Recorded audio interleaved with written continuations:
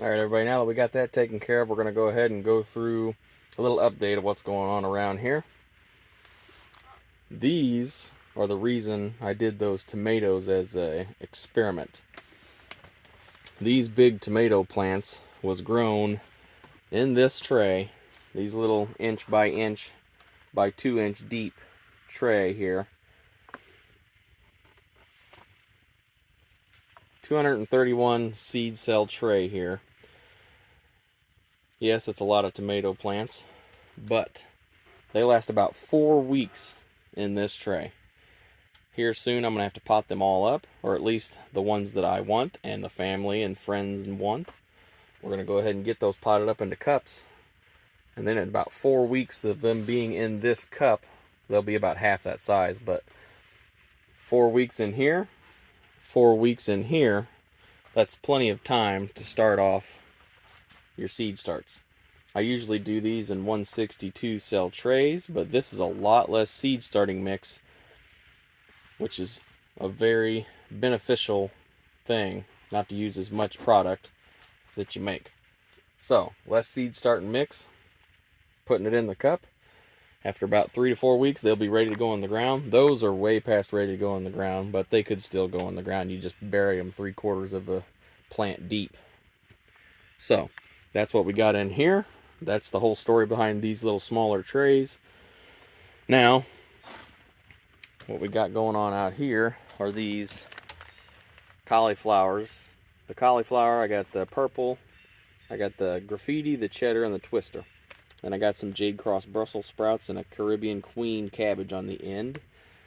They're about 2 to 3 weeks away from going in the ground. I'm going to push them and try to get them in there in 3 weeks.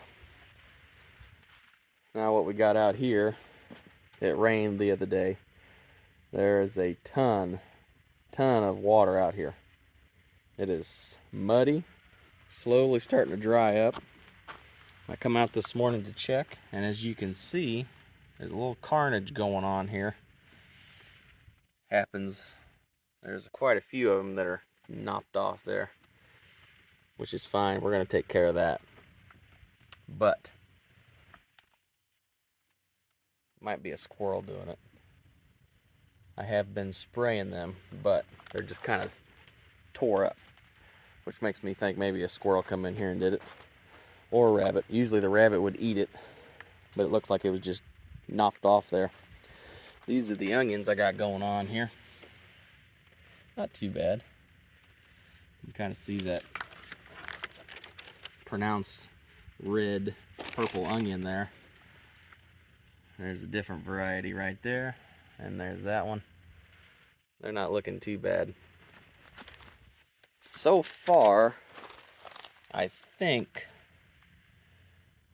there's some spots where these carrots have sprouted, but we've had quite a few nights of 30-degree weather, so I'm still hoping they're going to come up, but we will see how that goes.